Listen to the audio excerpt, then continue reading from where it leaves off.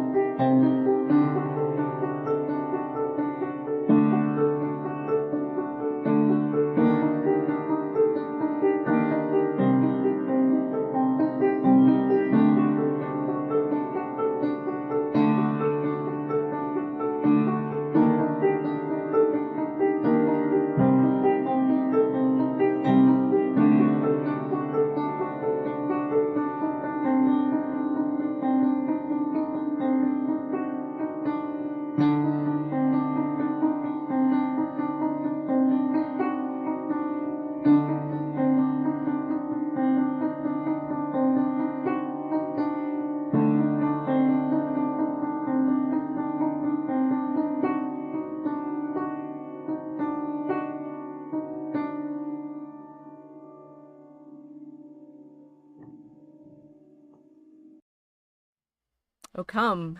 I was afraid you froze there. I was like, I did not. I'm not frozen. I'm frozen. I'm back in my mother's basement, you know, with all the mobile tech that I need to, I hope, celebrate. How are you doing? You're still in the same place. I'm so confused. I've driven all the way across the country again, right? What would you guys do without my mother's basement streams, right? I don't know. It's pretty cool. Makes you look like one of those guerrilla broadcasters, you know, in a mobile unit you're supposed to, oh my gosh, I sound like a total geek now. You're supposed to register with the FCC if you have a radio station. Oh, so okay. No, you're a guerrilla broadcaster. But we're just streaming. So VA Boston says Happy Advent. Thank you. Happy Advent. We are celebrating Advent today with some meditation on the poetry and the patterns. And this is, you know, of the many streams that I'm in that I wish I could sing for, this is one of them, right? We have the viral video that went around like 5 years ago, which I've got all my notes. And my mobile setup is not nearly as elegant as my home setup in terms of like where I can stack everything. What was her name? Melinda Kathleen Reese, right? Who was on a trip with her parents some years ago and wanted to test the acoustics in the churches that they were visiting in Spain. Oh, gosh, and incredible. If you guys have, we put links in the description of all of these things, right? When she goes into the church, it's the church of in Montefrio, I can't read my own handwriting. Montefrio, Spain, and just to test the acoustics, begins singing O come, Emmanuel. And like, I remember being here at my mom's trying to listen to this is amazing. And, you know, figuring out who it was who was singing it. She's since gone viral, right? And so you can get her records and things like Yeah. that. But, you know, this sort of moment of this angelic voice simply singing the Advent. Well, and it was multiplied. However they created the structure was a miracle. It's just miraculous because it sounds like there's a choir singing when one person stands in there and sings. It's incredible because it echoes, but it seems to echo up like incense going up, and only the sound waves are going up. It was really, and I'm not even live standing next to her when she's doing this. This is a recording. I can't even imagine what it sounds like when you're there surrounded by it. And you can actually feel it. You can feel the sound around you. It's incredible. A beautiful image. Yeah, so I think her dad was doing they just recorded on a phone, right? So you're right. It's like, consider that is through the internet. But the reason that she did it, she was there on a choir trip with some friends and then her parents, and she did a tour around the Spain a bit. And they just walked in the church and they're like, oh, I bet it was like, oh, you know, let's test the acoustics in this one, right? And so that's what she sang, and it was like, that's what it's meant to be like. Yeah. And it was kind of fun to watch her too. She was like, what? Did I hear what I just thought I heard? Right. And she sings and stops and listens, and she waits for the sound to stop, and then she'll start it again. Yeah, and you can see her looking around and just saying, yeah, where's it going? Where's all this song? So, you know, we're so used now, ironically, to, you know, people can only hear if you're like amplified electronically, that we've gotten used to this idea that the human voice can't do it without the assistance. Yeah. Right. And you're right. I mean, it's assistance, but it's in those older, and this isn't even that old a church. I think it's like a 17th century church. Yeah. That it's assisted by the actual architectural space. Right. It's assisted by nature. It's not manipulated. It's not nature that's been manipulated to sound like something else. It's enhancing what you've already got. It's not making it warble. It's just sound doing its natural thing, bouncing off of the dome. Well, I mean, it is artificial in the sense that the architecture is artifice, and so okay. In our McLuhan moments, it's stone. I guess it meant unnatural. Well, which is natural. This is our continuing meditation, right? And I'm actually, you know, I've been feeling it. I hope you've been feeling it. I'm actually, I mean, getting happier and happier in our streams. Right, in the mosaic, because I think we've found our voice in a sense, but also, as we've been talking about the last few weeks, the world is finally catching up to what you and I and Mel and you know, the poets that we've been working with over the last several years have been talking about, of our being in the patterns, right? I mean, Kiltz and I talked about that when she was on the Mosaic Ark, of, you know, how are we in the scanning? Like, we had a nice comment on our YouTube from last week. Someone asking, it's like, what does learn to scan mean? And it's like, I think that was our catchphrase all along, right? It's like, learn to scan. It's like, okay, so that we meant the poetry, but now it's learn to find yourself in these patterns that we're participating in online, and find ourselves in that poetry. I think I have the title, the working title for my book on J.R. Tolkien. So it's going to be Servant of the Secret Fire, which, you know, hat tip to Vox for coming up with that as the phrase. It's the right Tolkienian phrase. Servant of the Secret Fire. Nice. J.R. Tolkien and the Poetry of Prayer. Nice. I like it. And recognizing that poetry is now kind of a verb, right? The reverberation of all of the patterns that makes up prayer. This is actually what we've been working about all along. We've been talking about all along in everything we've written in the Dragon Common Room, from the parody in Cintras and Games to the children's book with Aurora Borealis, available for Christmas. If you guys haven't done your Christmas shopping yet, you can get these still, right? And then in Draco Alchemicus, and so much in Draco Alchemicus that we're doing is about song. Like, the characters are in the moment, in the singing, and we're trying to recover the song as it was sung for our Lord, as opposed to singing in the concert halls when it's about seducing the audience into some kind of. It's listening for the song, and instead of, you know, being surrounded by this cacophony of people trying to duplicate it, right, through materialism.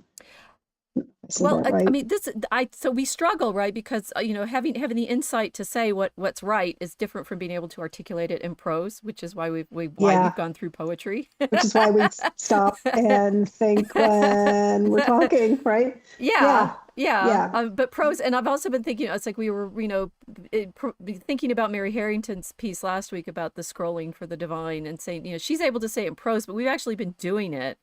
I've been doing it for decades in my, you know, practical way in my scholarship, but unable to explain what was going on. I just knew it was right. Hmm. And the sort of, Just a feeling, just intuitive. yeah, the intuitive, right? I do have a Myers-Briggs actual proper test. I'm INTJ, guys, and I said that all along on my social media and in my blog. INTJ, which means I intuit everything. Yes, I've watched you. I found all the patterns. I know exactly how you work.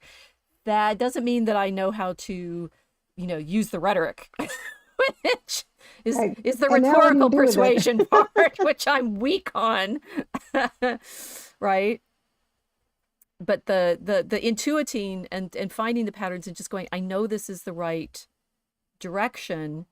And it's through this liturgical patterning, which is what we're going to be talking about with the lyrics tonight, or this afternoon, the O antiphons and the Advent lyrics as examples of this kind of theological poetry.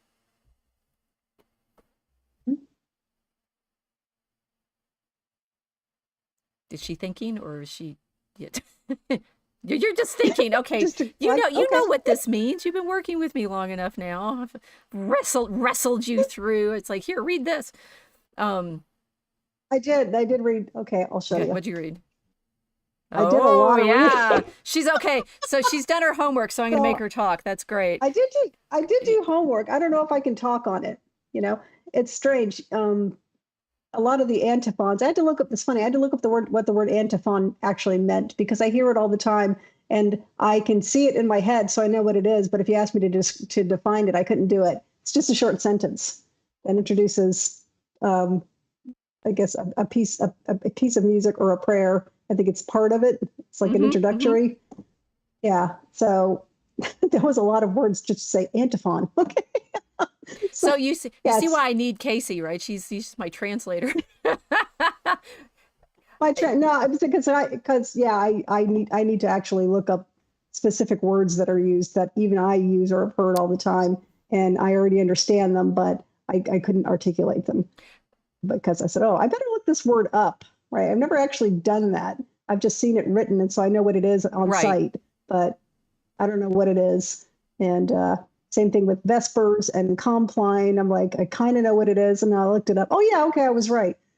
Okay, that's what it Okay, is. now it's your job to And explain to the yeah, people what we're talking about today, because I just said it in my way. Now you say it in your way. okay. I said we're talking about the So O antiphons and the Advent lyrics, and it's the poetry of yeah, prayer, and it's the patterning of scripture. And Casey's going, what's an antiphon? what's an antiphon? Yeah. So Advent is the roughly what 29-30 day period before. Sorry, did I say that? I meant 2025. We're in 20. It's exactly It's four 25 this year. Sundays, right? Yeah, yeah. It's It's four four Sundays Sundays. before Christmas, which means it varies in length depending on, because Christmas is always the 25th. So you have to have four Right. Sundays before the 25th, which means it's Mm-hmm. not a fixed number of days, which is why people get confused. Right. Which makes this year unique. It's exactly 25 days. Ooh, It's like the first of the 25th. So the first was a Sunday, that's right? nice. My So advent calendar is yeah. working, right? It matches the days of the Yeah, it month. works. It works this year. Right. So the antiphons they're groups of prayers that are sung. They're sung prayers, chants. Everybody knows what chant is because you've heard of. I can't be. You've heard Buddhist monks chanting, right? Christian monks did the same thing.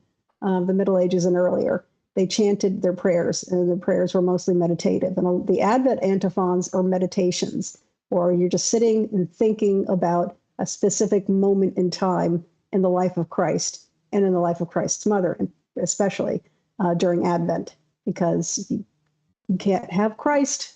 The Protestants are going to hate me for this. You can't have Christ without his mother, because this is the way God chose to enter the Right. world. And during Advent, we meditate on the life of Christ and his mother, from the very moment of his conception, actually right before it even, when at the Annunciation, because sorry, it's the Immaculate Conception.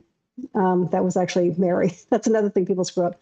Mary was conceived immaculately in the normal way, but without original sin, right? When she conceived God, it was she was miraculously conceived, right? Because God said, you shall be the mother of the Messiah. And then she said, okay, be it done unto me according to your word, right? And at that point, that's when she was conceived of Christ, and she was pregnant with Christ. So it happens right before and right at the moment of Christ's conception and until his birth. This is Advent. So it ends on the 24th, not the 25th. So the 24th, Christmas Eve. The 25th is Christmas Day. So these meditations are on that period, that very early period in the life of Christ and his mother.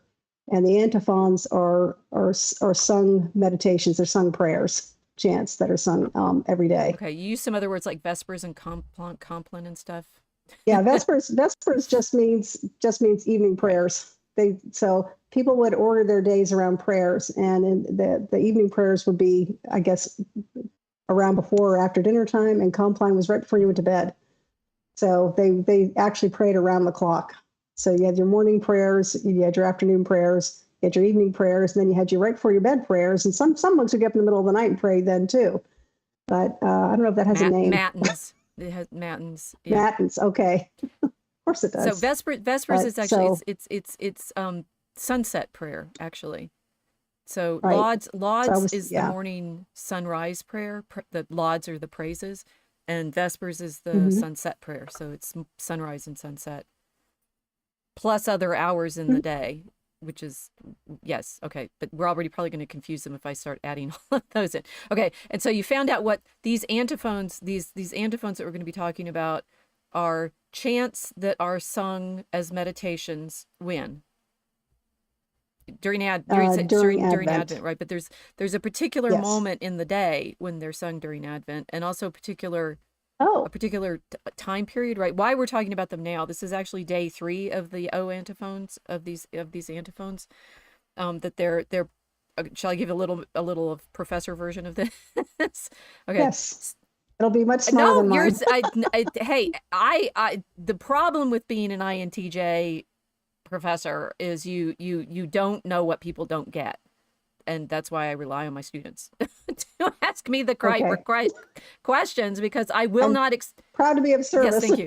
I will not answer your questions if I don't know what they are, right? Which is why the chat actually matters on these videos. We actually want to know what you're wondering about. Here we go. So VA Boston was talking about, we watched the Polar Express last night, and one kid says Santa's bells were the most beautiful thing she'd ever heard. I bet they wouldn't hold a candle to the human voice in one of those churches. Indeed, right? The human voice. Yeah. Talk about. Remind me that I'm going to explain when the Advent antiphons are sung. But the human voice. When Casey was talking earlier about how it matters that the voice was simply in the stone church and amplified naturally, it is actually true sound. What you're hearing from us right now through the internet is not, right? It's mechanically reproduced something or others that are, I mean, and that all music now, I watched a good little YouTube channel once where he's talking about how recorded music is now all modified. Right, it's smoothed out. The episode was about how you'll never hear Dorothy Garland, Judy Garland's vocal range or sound the way she sings Over the Rainbow ever again, because all modern music is like they go through with the sound waves and smooth them out. It's like it's all airbrushed. All modern recorded music is airbrushed and completely. It's like never seen a natural face, never seen it. You see, this is what makes me want to see opera live, which I have never had done before. I would love to, for that reason right there. You're hearing a real voice, and not an excellent facsimile, but still a facsimile of one. What does it sound live? Right. Yeah. And it's like there's a massive importance to the idea that not only does God take on flesh, but he takes, I mean, it's like the word became flesh. The word becoming flesh is the word becoming, breathed. It's the spirit of in the old sense is the breath, right? The wind, the breath, the spirit in the old. Oh, and I do it again. Everything I say is like 18 layers down. Because it's all in your head, and it's hard to actually hone it down. Yeah. I know this woman is a walking encyclopedia, people. She's a series of encyclopedias. Worse, I'm all the cross references in the encyclopedia. Yes. If I were walking encyclopedia, you get actual straight definitions. No, I'm all the references in the encyclopedia. I've completely adopted the Diana Bishop character from Discovery Witches, which we are now completely obsessing on. We decided, yes. Oh gosh, I'm so obsessed. That she ties together all the knots. And Deborah Harkness, you win. That is the most brilliant image for what women academics are really good at, which is putting all these threads together, right? That's what we do. That's our gift. Yep. We're not so great at straightforward explanations. Because it all connects. Okay. Trust me. So the natural voice, and that to imagine these antiphons sung in the period that we're about to talk about with the human voice, which is a chest voice. It's a embodied voice. It comes out of your lungs. It is with the beat of your heart.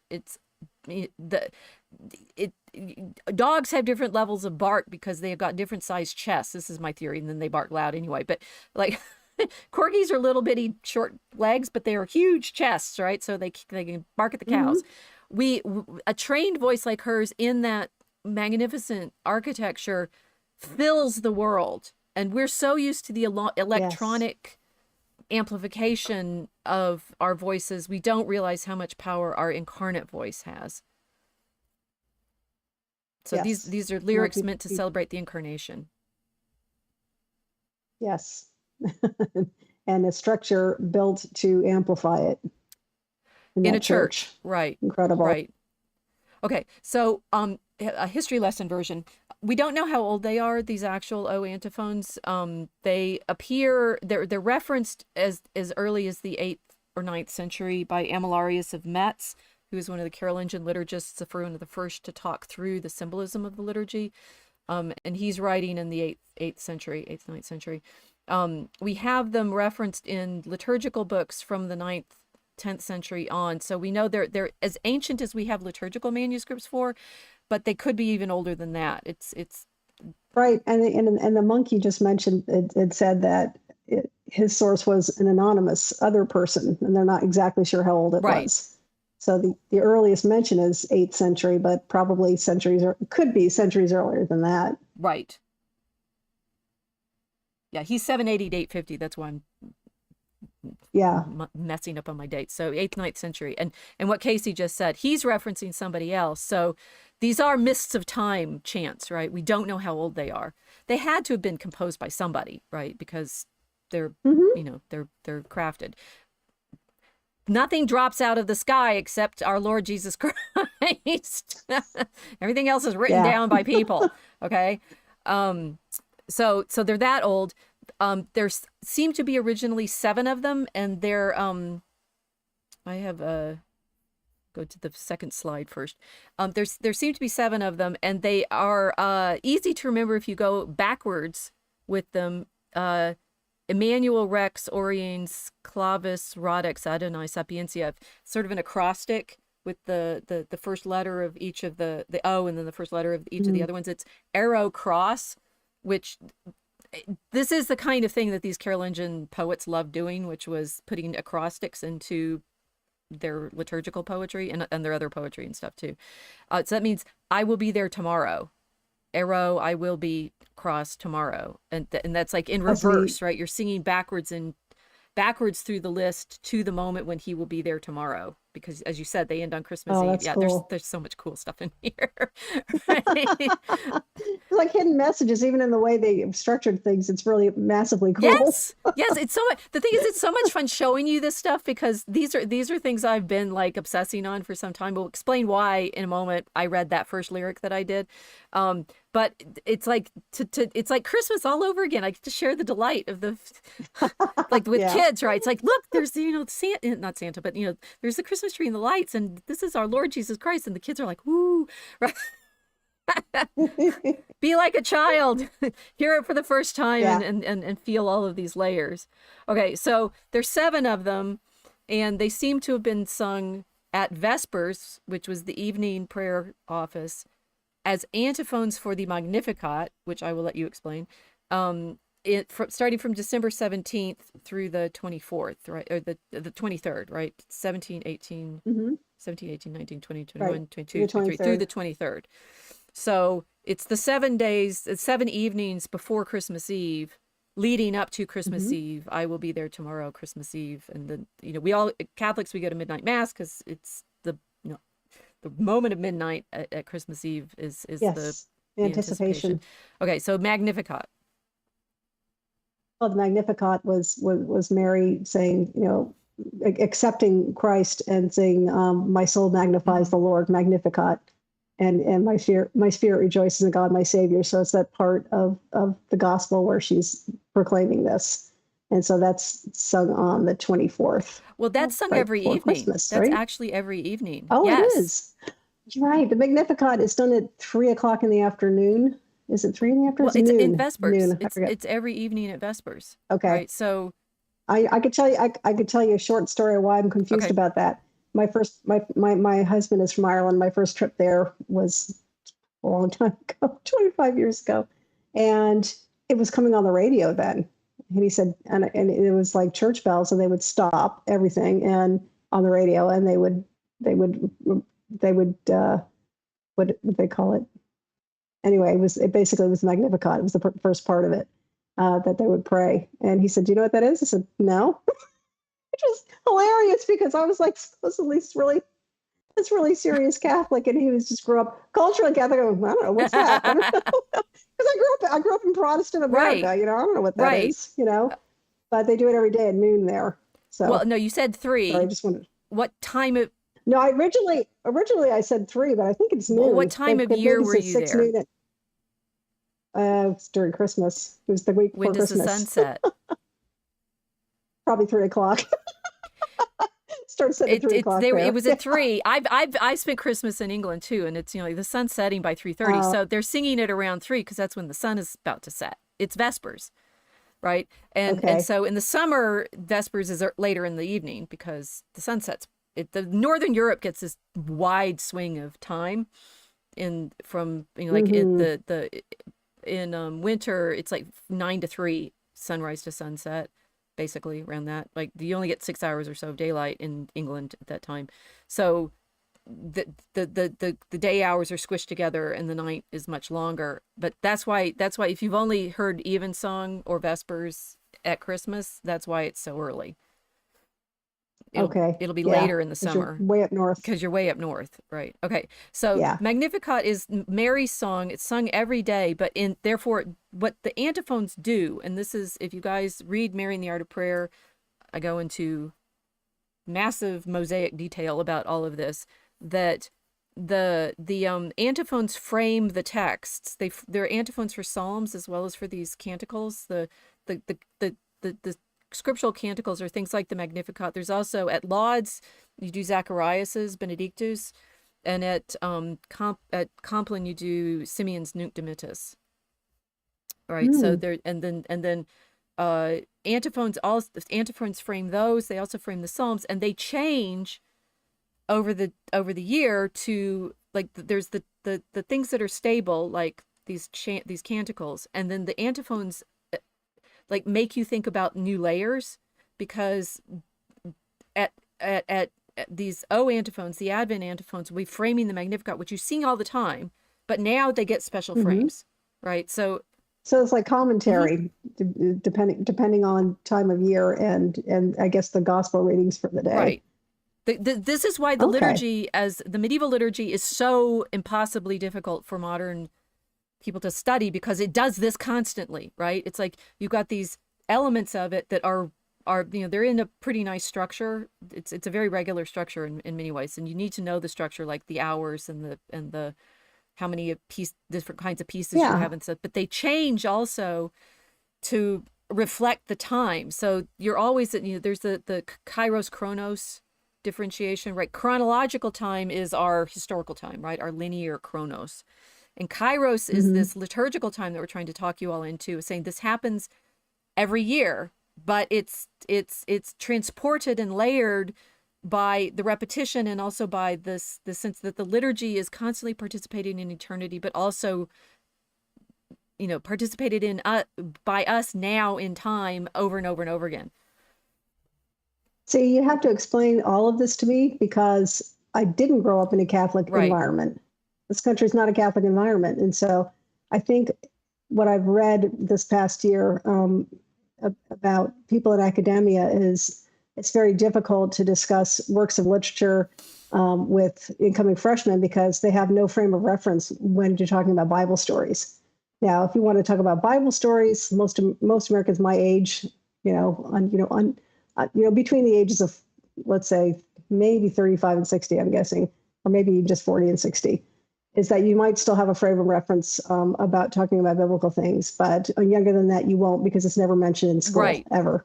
And it's never mentioned in popular culture, ever, unless it's to mock it.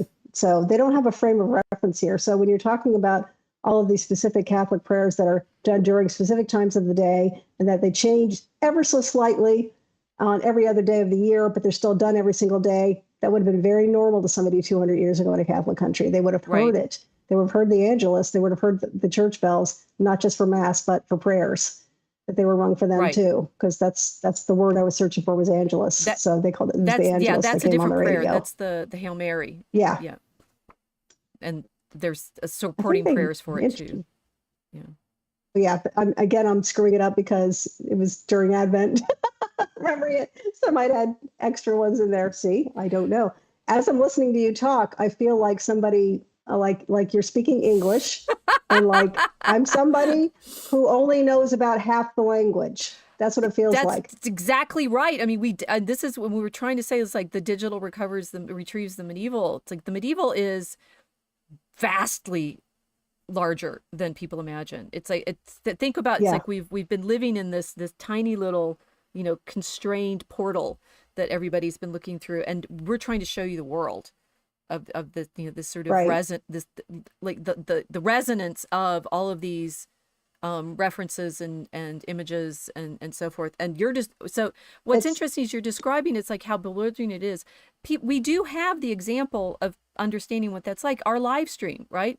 You know how to follow everybody's live streams. You know how to, I mean, I think the more I've been thinking about it, and since our stream last week, and sort of building up to this, if you are used to checking your social media and finding the animal videos, and looking at the memes and putting all these together, you actually are practicing the kind of pattern integration that the medieval liturgy is structured like, right? It's like it's an experience that probably makes indeed more sense to people now than it even could have when we were growing up.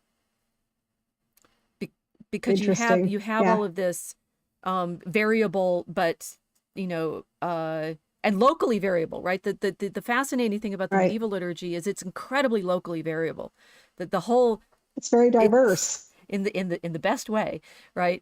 Yes. The printing press brought standardization of all sorts of things for both the Protestants and the Catholics. So we think of the Protestants as, sola scriptura and the printed text is everything. It's like, excuse me.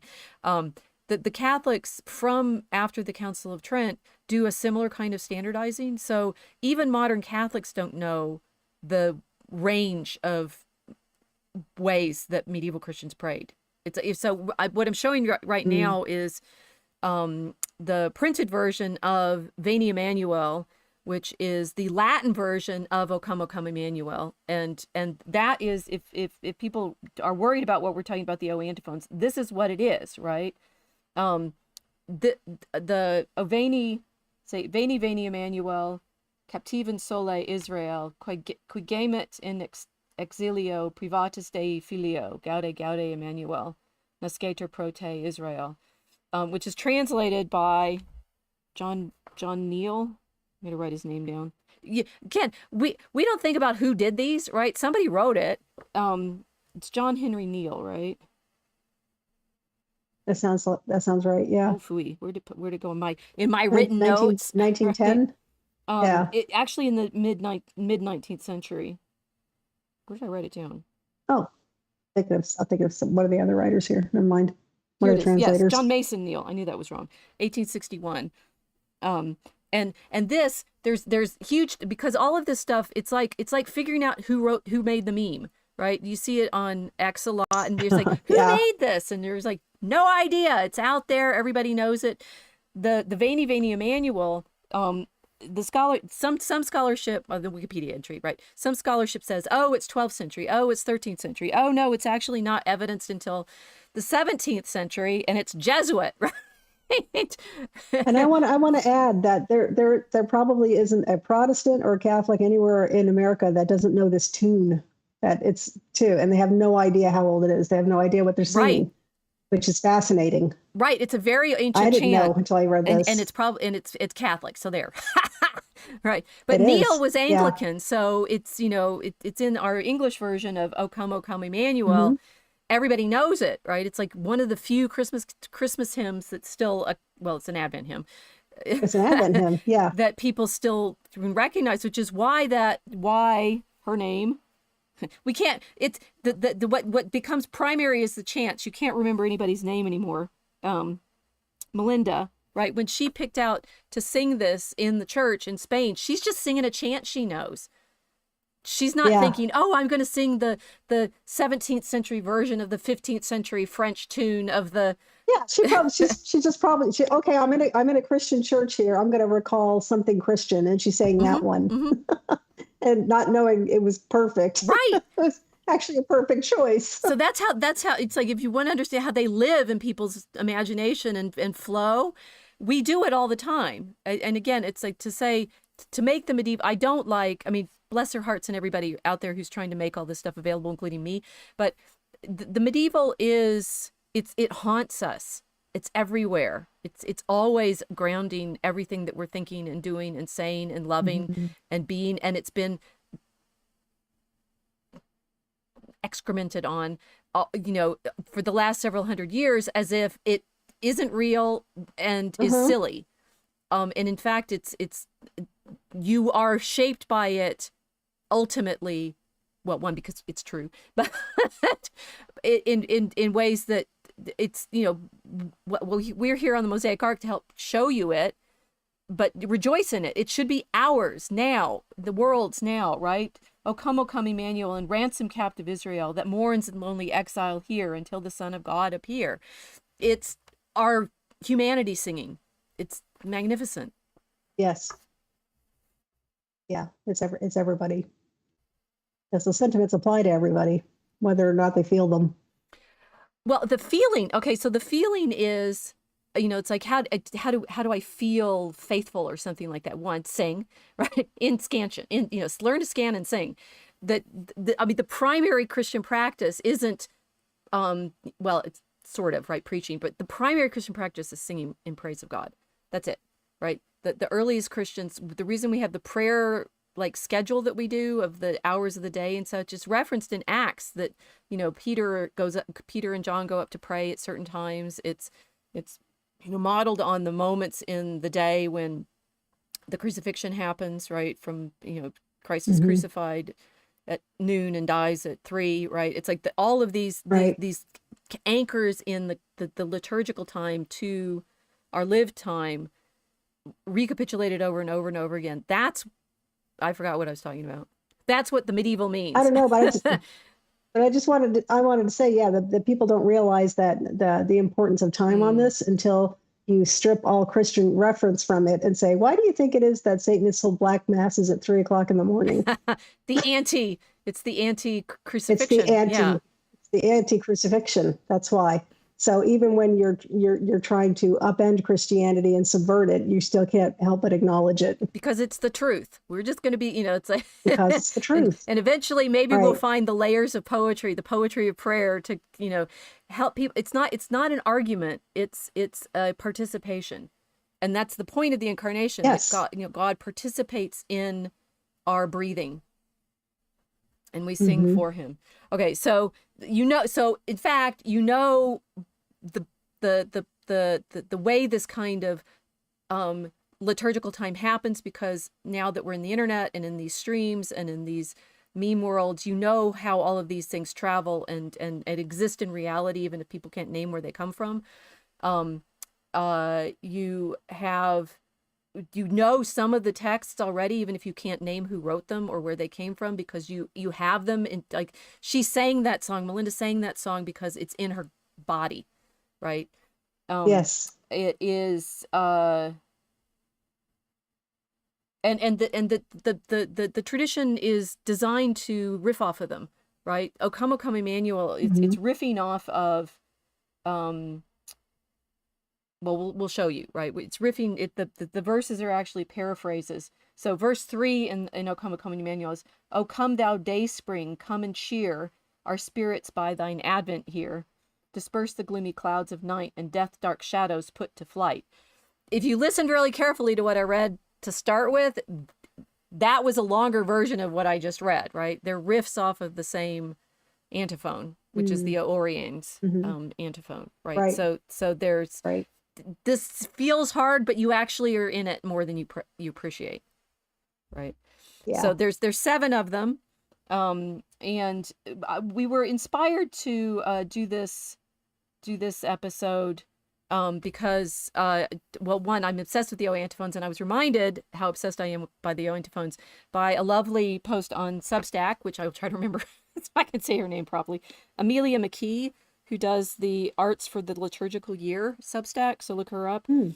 She's partnered with Robert Keim, who does the Via Medievalis, and they both have lovely um, prayerful meditations on the medieval art and liturgy that he writes. He's written for I forgot, I didn't write it all down, sorry. Look up Robert Keim and Amelia McKee on Substack, Via Medievalis and Arts for the Liturgical Year. And she did a really nice meditation on the meaning of the O antiphons a few days ago. She published it on the 17th, December 17th. So I was like, now we got to talk about them. This is great. I forgot what I was talking about. I don't know, but maybe you can describe to people why they're called O antiphons. Very good point. Okay. That's It was really simple. they start O. They start O. Start with the word O. So maybe I should read them out. And some of these I found links through Amelia's excellent article, so we'll link that in the description. The first one is O Sapiencia, O Wisdom. And I won't read the Latin because not enough of, but anyway, the Latin matters in certain layers, but here we go. A wisdom that comest out of the mouth of the Most High, that reachest from one end to another, and orderest all things mightily and sweetly, come to teach us the way of prudence. Okay, so that's wisdom. December 18th, O Adonai, and ruler of the house of Israel, who didst appear unto Moses in the burning bush, and gavest him the law in Sinai, come to redeem us with an outstretched arm. December 19th, which is today. O root of Jesse, which standest for an ensign of the people, at whom the kings shall shut their mouths, whom the Gentiles shall seek, come to deliver us, do not tarry. December 20th. O key of David, this is O clavis David, right? O key of David, and scepter of the house of Israel, that openeth and no man shutteth, and shutteth and no man openeth, come to liberate the prisoner from the prison, and them that sit in darkness and in the shadow of death. I love the key one. It's such a great, it's like the key image. Okay. December 21st, which is the one that the Dayspring chant is about. It's the solstice, right? So this is, it makes sense that this is a sun image. Oh, Oriens. Yeah.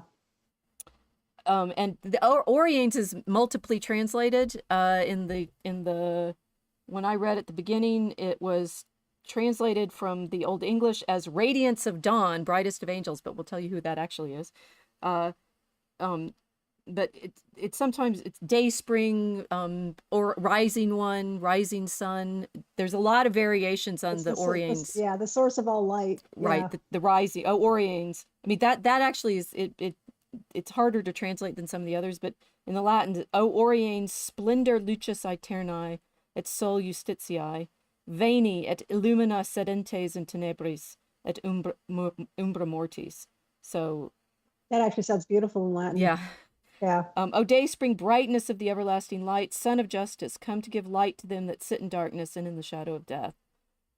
Then December 22nd is Rex Gentium, O King of the Gentiles.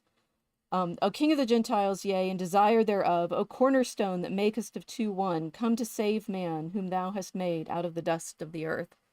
And the last one, which you'll now recognize, was O Emmanuel, right? So, O Emmanuel, our King and our lawgiver, longing of the Gentiles, yea, and salvation thereof, come to save us, O Lord, our God. So that's what they're because it's right, Yeah. They're all images of light and dark and just a strong desire for God. It's very anticipatory. They're very beautiful that way. And it's like a pleading, we can't do this without you. Please come to us. Right. Right. So Sophia just said, this is great. Praying the O antiphons for the first time this year together with our family, struck by their beauty. Lovely to know more. They are absolutely beautiful, and we're, no matter how long we go on right now, we're not going to unpack them as fully as Casey did note. So we're going to talk about one of the lyrics that's written off of. Actually, there's people like these so much they added more. Right? There's 7 that we have in this sequence, but the poem that you wanted to really concentrate on, which you told me about, so I will get to. It's okay. It's okay you do your homework. I'm gonna let you talk. That's the way my conspiratorial mind works. What you like this one? I think we should. Yeah. They're the Advent lyrics that we're going to be talking about, which is what I was reading from at the beginning. There are 12 of them, which is obviously more than there's these 7, right? So as they did in the Middle Ages, when they liked something, they made more of it, right? So what I'm showing now, like the Janus manuscript of Genesis, the Genesis poem. It's like they're in the Middle Ages, nobody could say anything about scripture that wasn't in scripture. It's like, are you kidding me? Are you seriously kidding me? There are reams of stuff they said about it. Couldn't shut them up. They never stopped. They wrote plays. Jordan Peterson has nothing on the entire Middle Ages. Just saying, guys, right? It's like I've been reading about it. There was a review of his book in First Things right now, and I was looking at it. That this desire to participate in is the entire liturgy, right? There's more books out there on the medieval liturgy than pretty much anything else, and they're constantly doing this layered riffing on all of the imagery, right? So there's 7 antiphons, but as you can see in this manuscript, I went through Cantus, which is a database of medieval chant. Again, it's unfortunately one of the projects that has sometimes been mocked for where our tax dollars went. Our tax dollars went to a good place on this project because seriously, right? The Gregorian chant is worth preserving and making available on the internet, and the way that it is, if you go to Cantus database, you will see what I'm talking about, right? Your mind will be blown on how much we have of this kind of practice from the Middle Ages. This manuscript is from Einsiedeln in Switzerland. It's 14th century, and it has, I was like, it's so easy for me to just go like this and find stuff on the internet now. I'm just like, here's a good one that looks good, right? This is a 14th century chant book that is the O antiphons, but you'll see there's more than 12 O's, right? So it starts kind of in the middle of the page with that red O. So it's like halfway down, and there's the O, right? That one is O Sapientia, and then there's O Adonai, O Radix Jesse, O Clavis David. We go to the next page, O Oriens, O Rex Gentium, O Emmanuel, but then you get some more, right? So they kept going. O Virgo Virginum, O Gabriel, Nuncius, O Rex Pacificae, And there's a third page. O mundi domina, o toma didime, o Jerusalem civitas. And the Advent lyrics that we're going to be talking about, which we'll explain what are in a second, use some of those, right? Some of those later ones. But the Advent lyrics are actually older than this manuscript. So yet again, mist of time, everybody's doing it. And they're going to be creative off of the premise, which is these encapsulated meditations that then you can just endlessly unfold. Yeah, that's a good way to put it. You're endlessly unfolding this and revealing more, right. more and more and more. Right. It's almost like your brain's being opened up, right? Expanding. Right. Your knowledge base. The more you think about it. It's a wonderful image of our yeah. So what Amelia did in her lovely Substack meditation was look at the Stammheim Missal. She totally spoofed me so effectively because I was like, oh, the Stammheim Missal, it has the O antiphons, and she's like, oh no, sorry, and I was like, oh, that's great, it works, right? The reason it works is this book. You will all recognize, if you're Jonathan Pageau, longtime watchers, you will recognize this page. He used the portion of it, the central medallion of it, for his Symbolic World logo for years before they redid it and did the Mosaic Dragon that they have now. We figure we're on the same route. That the Stammheim Missal, this page is showing creation, and it was made, the missal itself, let me go back. I did it again, didn't I? Stop me if I'm going too fast. She knows too much. I'm trying to get it all that information is trying to get out at the same time. Just gotta. I bet there's words in what I just said that make no sense, like antiphon. What's a missal? Okay, going back to here with the Einsiedeln book. By this time, this is like, and I think this is an antiphon. I forgot to check.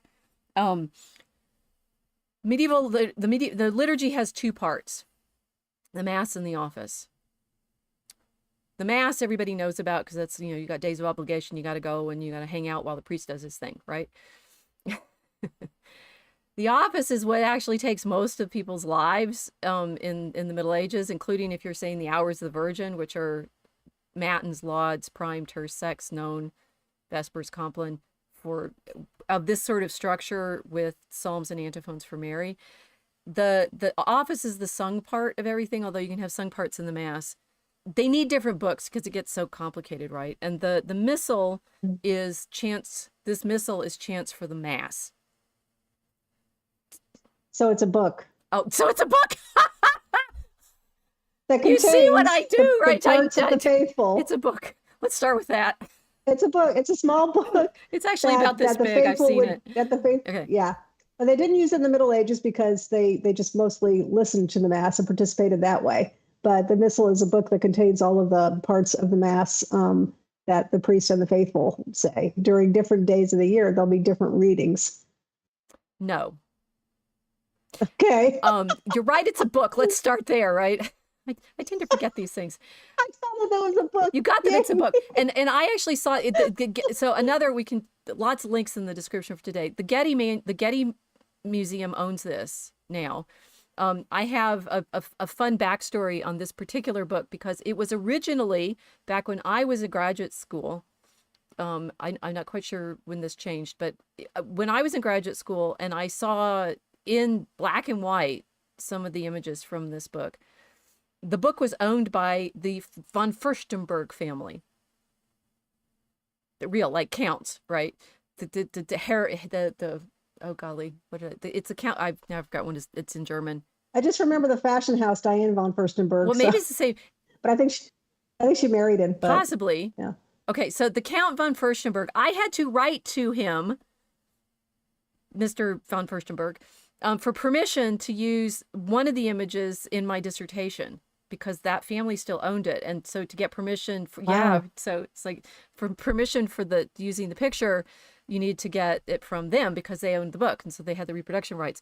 They since, in order to, this is great, and you can look this up on Wikipedia, to finance the rebuilding of their castle, sold the book, the book, and the Getty bought it, right?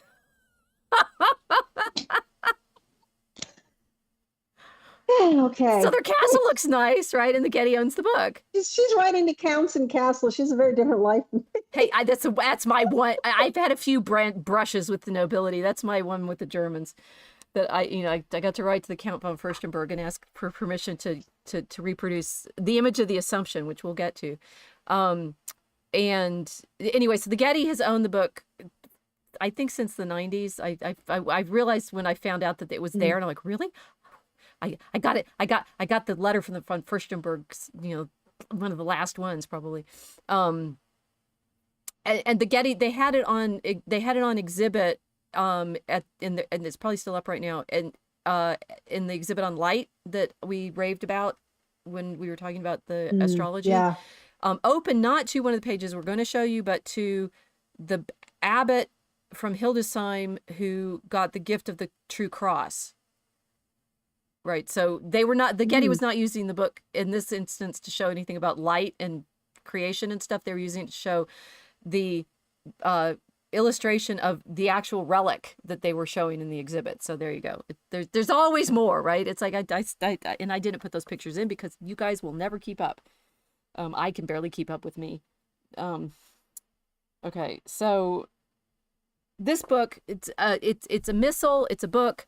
It was made in the 12th century for the monastery at Hildesheim, which is dedicated to St. Michael.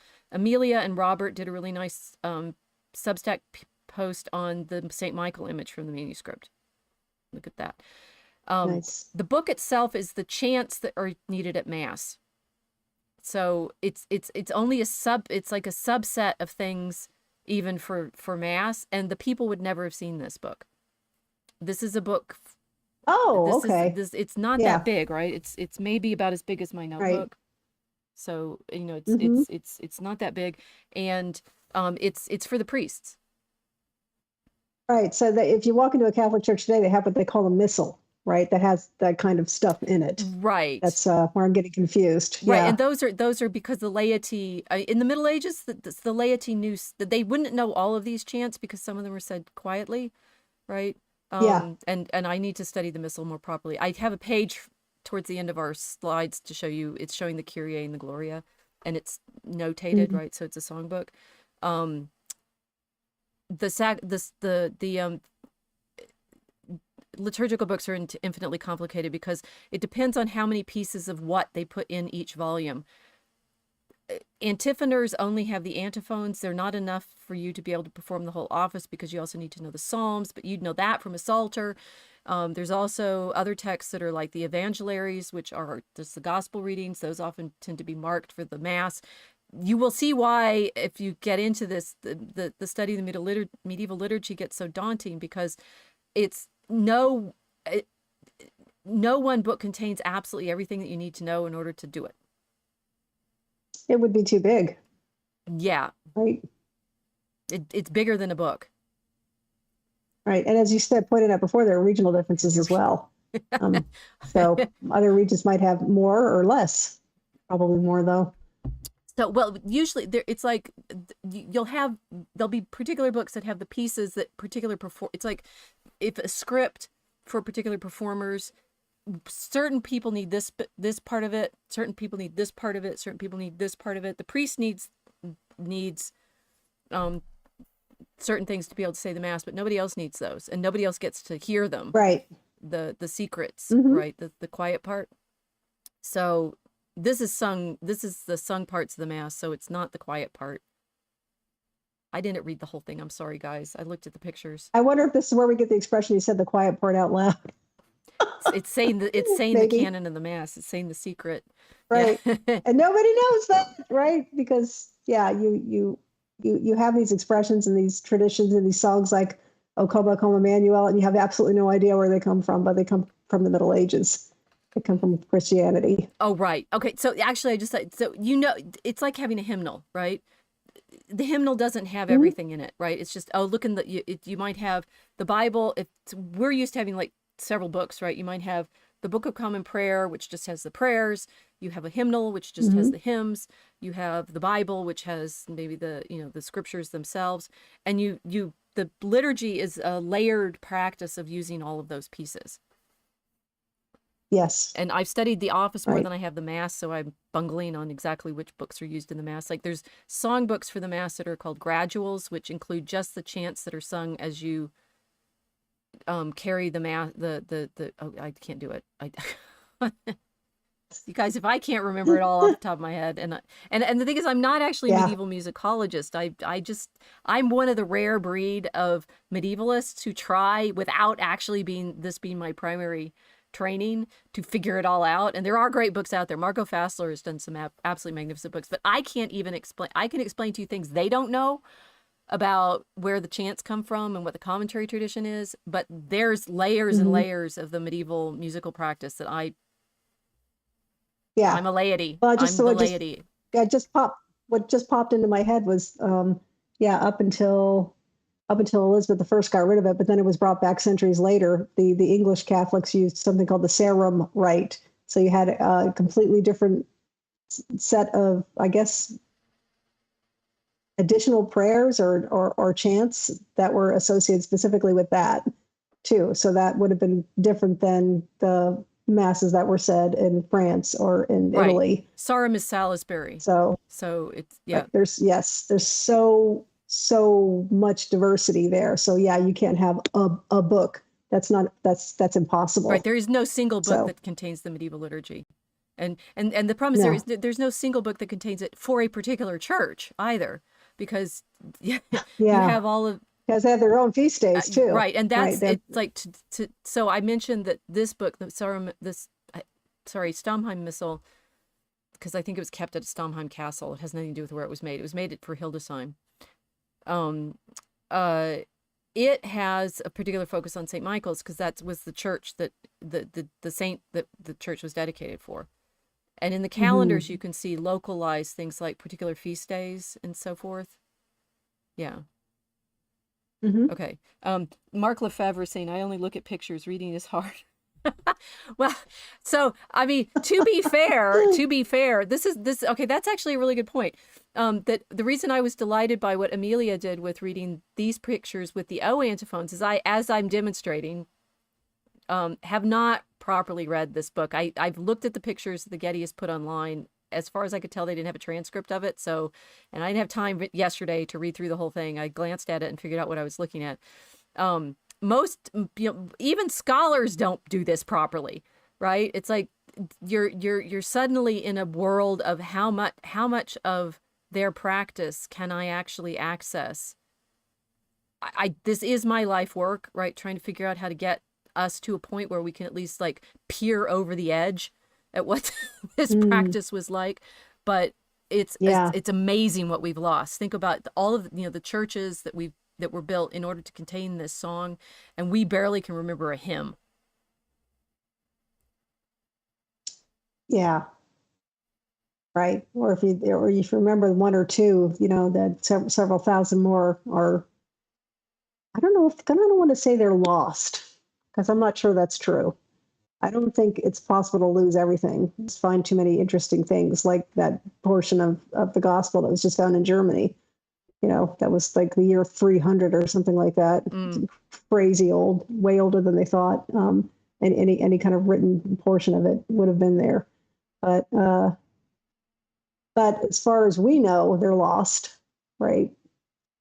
Sorry, what's lost? I'm lost now. I know how you feel now. Songs, all of these songs, all of these chants that the individual parishes and counties and countries, kingdoms that were there and then weren't there anymore, and then new ones would spring up, and then you'd have new traditions, or new points of reference and points of emphasis on the specific gospel readings, right, and the specific antiphons and the specific chants, and even specific ways of conducting your liturgy that might have differed slightly from your neighbors in the next kingdom. It's an incredible explosion of different manifestations of Christianity, of Catholicism specifically in Western Europe.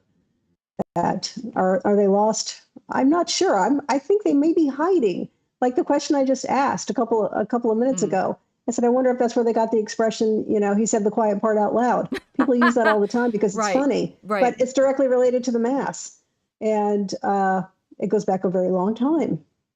It goes back probably 1,000 years. We so often don't know how old these tropes are, right? Right. Yeah, They're I was having hidden. a They're there, conversation but they're this morning hidden. about when breakfast in bed became a thing because it always seems nonsensical. Like, don't you have to get up and go to the bathroom first?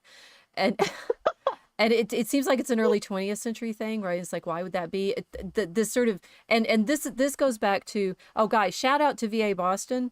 Her Substack, she's publishing right now, in serial form, one of her new book. But she did a really lovely little shout out to us from the Mosaic Arc last week, thinking Yeah, about thanks. how I forgot what why I was shouting out. So it's essay on comparing the present and the now, and our sort of access to all of this.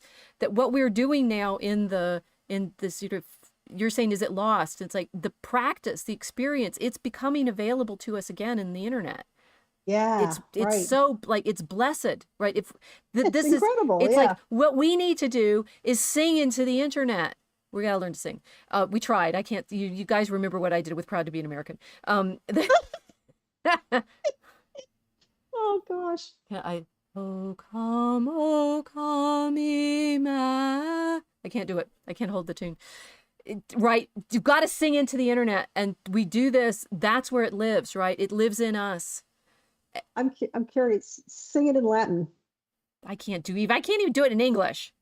I'll bet you can do it better. Dude, she's. I'll bet you can. I just have a hunch. This is I have a hunch. Casey's. It's the same. It is actually the same tune. It's the same tune. I gave it a try myself this morning, but because you actually speak Latin and know how to pronounce it, and the I syllables can't. are very No, short. I truly can't hold the tune. I can mimic it back if you've really gotten it in my No, that's head. okay. I just thought because I'm grateful for the trust, but it's just me. it's I know my the limitations. language. The Latin sounds so much more easily broken up into shorter syllables than English to me.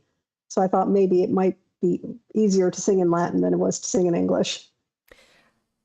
But that just may be me hearing it that way. Right. So one, that the English is written to fit with the Latin tune. So and this will go, like, the deep structure of our learning to scan is English is written to fit with Latin tunes, as it were. Right? That Ah, our poetry in iambic pentameter is written to fit against tunes that go with Latin. Yeah, interesting.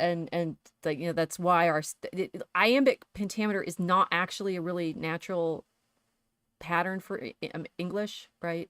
It Oh, I thought you said it was related to breath. it We were is. I discussing it think it is. before. I think it's heartbeat and breath and things like that. But English, Yeah, the way our prepositional phrases work and stuff, we default. I said this. I feel like I said this before. We default to anapestic trimeter. 'Twas the night before Christmas, and all through the house, not a creature was stirring, not even the mouse. Right? There's a trippiness to it, whereas that the sort of our sober poetry needs to go into iambic pentameter because it fits with the oh, it makes you slow down and think about what you're saying. yeah. Yeah, Yeah, that makes sense. so if you all default to anapestic trimeter, you'll like our last week's newsletter, because we did our spider poem in anapestic trimeter. Oh yeah. um, okay, help the weave here. Variants, I how just we're living in the internet. Oh, the the eternal now, right? mhm. That's God. That's the eternal present, right? So this is mimicking it, I guess, as I don't know. I can't say as best we know how. I think is it even accidental? I don't know that all of this stuff has become available very quickly all at once. So I had so VA, thank you. She says the internet streams are crossing, weaving the patterns together and letting us see that they are patterns in the first place. She's really good at Yeah. explaining this, better than I am. Um, uh, okay, and the daydreamer is imagining what's going to happen when YouTube figures out how we're talking about missiles. Don't Yeah, not that kind of missile. don't no. Uh if we one, we've kind of been doing this all along anyway, because I've been doing my scholarship James Joyce was out there writing Finnegan's Wake 100 years ago. McLuhan says we're going to feel the effects of the new media before it actually manifests. The sort of desire of collaging, and McLuhan's putting all of the pieces together in the medium as the message, and the mixture of, I mean, Scott McCloud and his understanding comics and the effect between word and image. This has been coming for a while, right? The reason that I, as a medieval historian, who do not fit anybody's category of what history is supposed to be, I've spent a lot of my time looking at pictures. That's why I needed the Count von Furstenberg's permission for this picture. I've spent a lot of time trying to understand the music and the liturgy. In my world, in my academic world, musicology is a separate field. Art history is a separate field. Poetry and literature is a separate field. Old English is a separate field from Latin. I try to do all of it. I'm insane because I can see from my studies of wanting to understand Mary, like the incarnation, the portal through whom he comes into the world, it all has to come together because that's the way they were living it. That is our incarnate gift, right? This is the gift that we're waiting for at Christmas. Our real Christmas gift is that all of this comes together in this great, look at the world, I've got the creation image on, right? God there, Christ flanked by the seraphim, with the 6 days of creation, and then at the bottom the expulsion, the red angel with the sword is throwing Adam and Eve out of paradise, and Cain and Abel, right? So on the one hand, we're in this creature, this amazing creature of time that God made, right, with the seraphim. The next picture is wisdom. This is the one that we can match with the O Sapientia antiphon, right? A wisdom that comest out of the mouth of the Most High, that reaches from one end to another, and orderest all things mightily and sweetly, come to teach us the way of prudence. That antiphon plays off of all of this imagery that comes out of talking about wisdom in the scriptures, right? And one of the articles that Amelia linked is this. Who wrote this? Oh, phooey. Rorty Kiley, and I've forgotten what his name is. The blog post is Rorty Kiley. It has a nice little history of the O antiphons. And he one of the things he shows is the way in which each of these little texts, these little texts contain cascades of all other texts. This is why it makes sense to put the O antiphons with these images from the Missal, because they're doing it too. Here's Christ being held by wisdom, flanked by prophets, and all of them are holding little banners that have the text that they say that go into this image, right? So to think in medieval terms, you're thinking orally, visually, you're thinking about all of these pieces come together all the time. If you're holding the book and you're seeing the images and you're reading the words and you're putting the words together with specific characters, it's a comic. It's right? Comic. And it's comic. Yeah. So yeah. Yes. It's like their attempt to create something three-dimensional in front of you. Yes. Right? Yes. These are three-dimensional. These are like four-dimensional images, right? Of all time. So we have Sally saying, because of the deluge of information, what do you use to constrain and direct the addition of information to function in lived life? I like the medieval snails versus rabbits margins, but it's a briar bush. Yes, right? You're saying that makes sense. Yeah. I want all of you to become medievalists and participate in this because it's so much fun, but it is overwhelming, right? I'm going to get to the picture that I used in my dissertation, and I'll tell you why I needed that one. But the primary mystery here is the way all of this stuff is what McCloud likes to say is how the text and the images work together, and the meaning happens in the margins. So your marginal image is actually really good, right? It happens in the leap between, right? Between images, between here's a text, here's this visual image. You are then praying it in time, so it's embodied in your experience. You've repeated it over your lifetime, daily, yearly. All of these layers are constantly resonating out, right? So our image of Melinda, right, singing that song and the right, that's it. Yeah, it's the reverberation. So here in the Sapientia, Rorty Kiley shows he has 6 different texts, which I'll read to show you, like, you can pull all of these into this one antiphon, right? So the antiphon again is, O wisdom that comest out of the mouth of the Most High, that reachest from one end to another, and orderest all things mightily and sweetly, come to teach us the ways of prudence. And then cascading together, 1 Corinthians, he is the source of your life in Christ Jesus, whom God made our wisdom, our righteousness and sanctification and redemption. From Isaiah 28, this also comes from the Lord of hosts. He is wonderful in counsel and excellent in wisdom. From Sirach, which is Ecclesiasticus 24, I came forth from the mouth of the Most High, the firstborn before all creatures. And that's wisdom speaking. Wisdom, the book of Wisdom 8, she reaches mightily from one end of the earth to the other, and she orders all things well, in Latin, sweetly. Another from Wisdom 7, for wisdom is more mobile than an emotion, because of her pureness she pervades and penetrates all things. And then Proverbs 8, the Lord created me at the beginning of his work, the first of his acts of old. Ages ago I was set up at the first, before the beginning of the earth.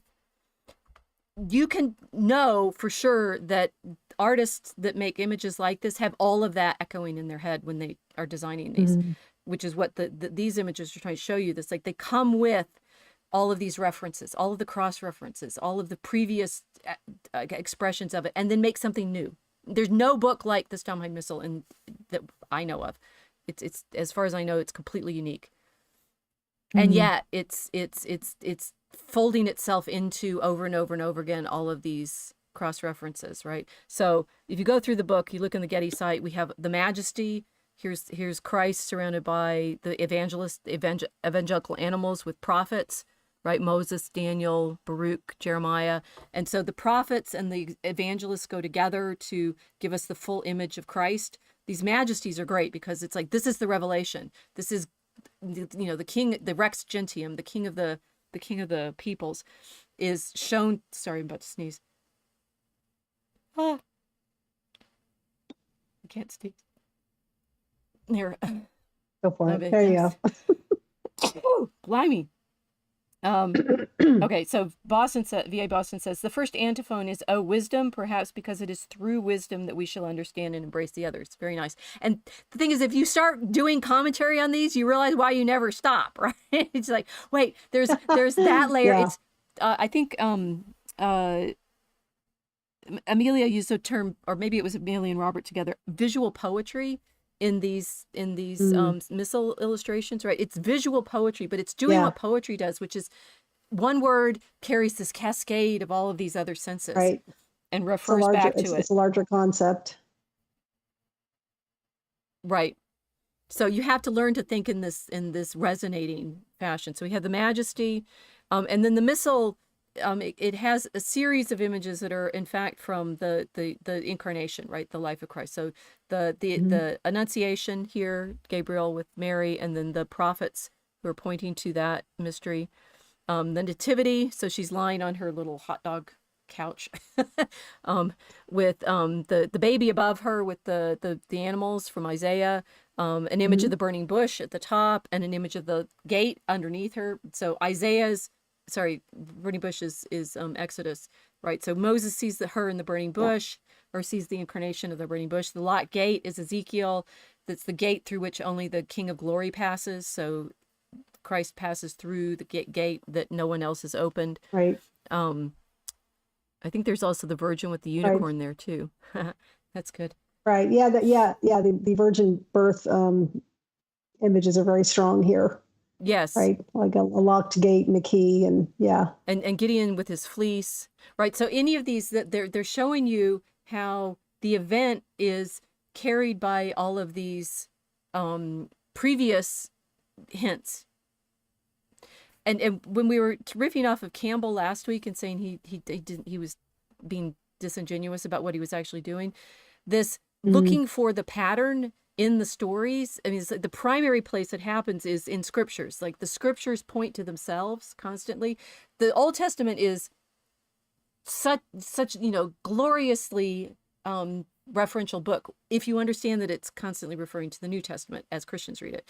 And the New Right. Testament is constantly referring back to the images from the Old Testament because Christ fulfills them. So it's like Right. the setup and the payoff, the redemption is in Christ. The The reincorporation reincorporation, it's all very meaningful. It's all of things. constantly Yes. meaningful. So that here the crucifixion is doing the same thing, with like the guys treading the wine press. So that's a another Isaiah image. The sun and the moon at the very top. This again, I'd have to study all of these. We get to things like here's what they used as Amelia suggested for the Oriens, that it's a resurrection image. Well, this one is lovely because it's showing the empty tomb with the two Marys come to talk, and the angel says he's not here. This one is much more gilded than all of the other pages, so the light reflecting off of it. So Christ has risen, right? And we have images of his Nice. rising, like David and Goliath, Samson defeating death, right? Right. And then the ascension. So here's Christ showing with things like the eagle and the chariot. We have Elias going up in his chariot. Now here we finally get to the picture that I wanted in my dissertation, which is Mary's Assumption. And this one is important because the Christ image has the Tota Pulchra S, Amica Mea Veni Coronavirus. That's one of the antiphons for the Feast of the Assumption. And that it's with the image of her being embraced by Christ, saying, we have Moses saying things like honor your father and mother. Solomon saying quae assista, quae scendet per desertum. That's another Song of Songs reference. And what I was doing in my dissertation was taking just the use of the Song of Songs in the Marian feast and showing how all of this layering happens. Since then, there's been a lot of really excellent scholarship on this. But when I started my project back in the mid 1980s, there were some books out there that were trying to say that this was always imagery that had to do with the church. But I was saying, no, it's something else. There's some other kind of reality that they're accessing that I don't see in the modern Lumen. There's a new book on the Lumen Gentium, Chapter 8, Vatican description of what Mary is. The medieval Mary is participating in this kind of layering of reality as well, right? So our modern version of her tends to miss all of this. If you wanted to do Mary, which I've almost set you up for what you wanted to talk about, right? So yeah, they tend to try to oversimplify it. that we get to this, like it's the word itself in the missal becomes ornamented and such, and then realize that most of the missal is in fact songs, right? And this is where I realized that you're never going to see this page reproduced because it's these two columns of text, right? It's the Kyrie and it's the Gloria, and they're notated so that you can sing them. So that's the book, and the book itself is trying to participate in this layering in the way in which, as Amelia was showing in her Substack article, the O antiphons are participating in this layering. You want to tell them about Mary? Yeah, perfect. Oh yeah, well, all the sticky notes I showed you for me highlighting different parts of the Advent lyrics from the different chapters. Oh, we need to tell them what the Advent lyrics are. Tell them what the Advent lyrics are. Right. So the Advent lyrics are similar to Genesis poem. That was not Genesis. It was a poem written in the early Middle Ages in England, Northern England, I think, and it was imagining reading in between the lines of the story of Adam and Eve. That's right? what we talked about this summer. Yeah, the Junius. And that's what we talked about last summer. So this does a similar thing with the Advent antiphons. It's not a reading of the gospel, but it's just extra poetic commentary on them. So which fits with what, and the first one I read, I realized I want you to I want to spend our last half hour on this. So I'll tell you, the first one I read was the Oriens. That's actually Ela Arundel. In Old English, it's the poem that Tolkien used as the basis for his entire mythology. We can do a whole episode on that, right? Yeah, that's nice. but when I gave them to Casey to read, she was like, I want to talk about Advent 7. That they're longer poems. So like Veni Veni Emmanuel is paraphrased short versions of the antiphons. These are like longer poems doing the same thing with the antiphon, riffing off of it. And the antiphon, tell them what antiphon this one is about and what you were struck by it. And we'll probably have to read some of it. So this is number 7, right? Right. So this is number 7. Right. So Advent Lyric 7 is about the discussion between an imagined discussion between Joseph and Mary, and I think it must have something to do with medieval plays about the same topic. And this is older than all those plays, though. That's really, it's really, oh, isn't that interesting? It's like you're thinking like the Corpus Christi plays, and those are later. This is several centuries earlier than those play texts. Interesting, right? So yeah, they would have these plays that would in the Middle Ages about different parts of the Old and the New Testament. So this is very similar to that, and as Rich just pointed out, it predates them by centuries. But it's a discussion between Joseph and Mary, and when Joseph is saying, "What am I going to do? You know, should I divorce you out of shame, or should I just take the hits and be humiliated for the rest of my life?" And she says, "Oh, you don't need to worry." And she calms him and says, "No, the angel of the Lord came to me," and you know the rest of the story, right? So it's a dialogue between Joseph and Mary. One thing I noted in here was that the Babylon Bee got in trouble a couple of months ago for making a joke about Joseph, right? Being shocked to find out that his wife was going to be perpetually a virgin after Mary was born, and people were like, "I'm not reading them anymore." The Babylon Bee. This was on X. Yeah, they were so furious. They said because they thought it was mocking the virginity of Mary, and it says, well, it's more like making fun of Joseph, which also isn't right. I love Joseph too, right? But so what was interesting about this Advent lyric number 7, was it's the dialogue that supposedly the Babylon Bee was making fun of. I don't know if they had any knowledge of this before they did it. I suspect probably not, because you'd have to be a medievalist to know this. But I mean, I've never seen it before this week. But so that's the dialogue, and it continues. It continues the theme throughout all of these what they're called the lyrics. They're poems, poetic commentary on the days of Advent. It continues on the light and dark theme, a lightness theme. So I did. Let's see. Shall we read it? So yeah. So the antiphon is one of these additional ones. It's not of the 7, and it's, "O Joseph, why did you believe what before you feared? Why did you believe what before you feared? Why indeed? The one whom Gabriel announced would be coming, Christ, is begotten in her by the Holy Spirit." So that's the text that it's based off of. And then, as you say, the Advent, I think it stands out because it's the only one of these. It's a dialogue. Excuse the telephone. Yeah. Okay. We got an angelic message coming in. That's the Babylon Bee calling. So it's like, how dare you? So this one's it's a dialogue, and you want to read Mary and I'll read Joseph? Okay. Sure. Okay. Oh, I'm first. Okay. Okay. There we go. "Oh, my husband Joseph, son of Jacob, descendant of David, kinsman and king, do you mean to cast off our love, unravel our vows, untie our oaths? I'm deeply grieved. Our trust is torn. Without warning, my honor has fled. My reputation is spoiled, my dignity undone. Because of you, I hear harsh words, insult and sorrow, accusation and scorn. Everyone bears me the gift of abuse. Care is my constant companion. I cannot escape my shame or flee from my tears. Only God may heal my heart's deep sorrow, bring comfort to my wounds, my woe. O Mary, my maiden, my young virgin." Why are you mourning, wounded with sorrow, crying this lament? I've never found any fault in you, any crime or cause for blame. You've done nothing wrong, yet you suffer. This wretched state, twisting words as if your life were tormented by some strange sin.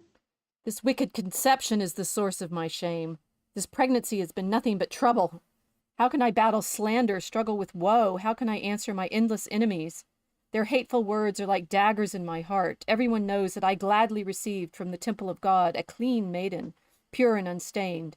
Yet now this is undone. Your virtue unmade is in some unknown way. It does me no good to speak or keep silent. If I speak the truth, then the daughter of David must suffer the law, death by stoning.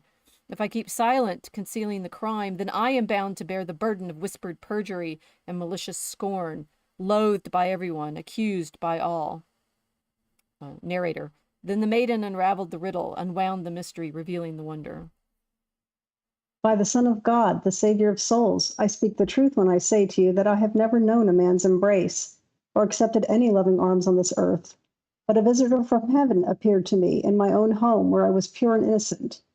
The Archangel Gabriel came to greet me, granted this privilege, saying that heaven's spirit would illuminate my body so that I should bear life's lasting glory, God's bright sun, the power and Prince illustrious, unending. Now I am God's immaculate temple, free from sin. The spirit of comfort, the heart's healer, has lived in me. Cast off your cares, set down your sorrows. Give thanks to the Lord's magnificent Son, that I have become the wonder of women, maiden and mother, virgin victorious, and you, his father in the eyes of the world, so that in him the prophecy is at last fulfilled.